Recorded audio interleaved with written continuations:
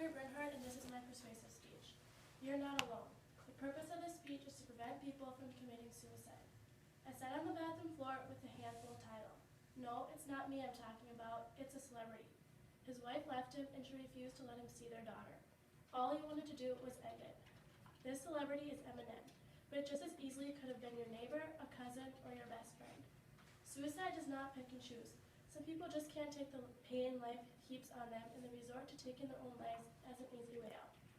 Although I have never lost a friend or family member to suicide, I have done extensive research about suicide and learned a great deal from books and online resources. Knowing about suicide and its warning signs is important in order to help yourself or others struggling in life. Now I'm going to tell you why people commit suicide, who is at a high risk, signs, how to get help, and why to choose life. Suicide takes the lives of nearly 30,000 Americans every year. An average of one person dies by suicide every 16.2 minutes. But why? Why are so many Americans choosing to end their lives? The most common underlying disorder is depression. 30% to 70% of suicides victims suffer from depression or bipolar disorder. People often feel hopeless. Depression warps their thinking until that people would be better without it. Most people suffer from depression silently, slowly planning their death without anybody ever knowing. 80% of people that seek treatment for depression are treated successfully, but 15% of those who are clinically depressed die by suicide. Substance abuse is a risk factor for suicide. According to the Violent Death Report System in 2004, 73% of suicide tested positive for at least one substance, including alcohol, cocaine, heroin, or marijuana. Some suicides are impulsive, often related to drugs and alcohol. Some people become over-emotional and rashly attempt to end their own lives. Once these people are calmed down and sober up, they often feel ashamed. Whether they attempt suicide again is unpredictable. People with a substance abuse problem are 6 times more likely to commit suicide than those without an abuse problem. Some people cry out for help but don't know where to get it. Many who attempt suicide never reached out for professional care. Some people don't actually want to end their lives. They just want somebody to take them seriously. Most of the time, these suicides were done by a method they thought wouldn't kill them, but would send a message to the people that hurt them. A common example of this is young girls suffering of grief from a relationship, friend, or boyfriend. They often take pills thinking it won't kill them, just send a message, but it often tragically wrong.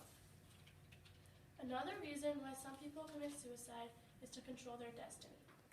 Many people with a terminal illness have little or no hope to ever recover. These people are often depressed or psychotic. They want to end their suffering and control their future. They choose this because they want to shorten their dying period because it will happen regardless.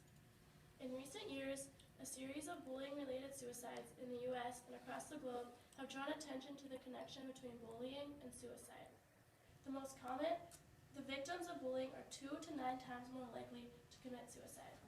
This is most common in young people ages 15 to 24. These people feel it is their only way to end the suffering. They think they will never fit in, and this is their only option they have. Suicide is the 11th leading cause of death in the U.S. This statistic makes me wonder, who is at a high risk of suicide? Between 1952 and 1995, suicide in young adults nearly tripled.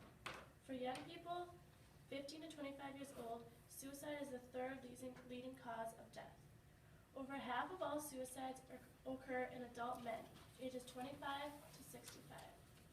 The highest suicide rate is among men over 85 years old, especially the elderly who are divorced or widowed.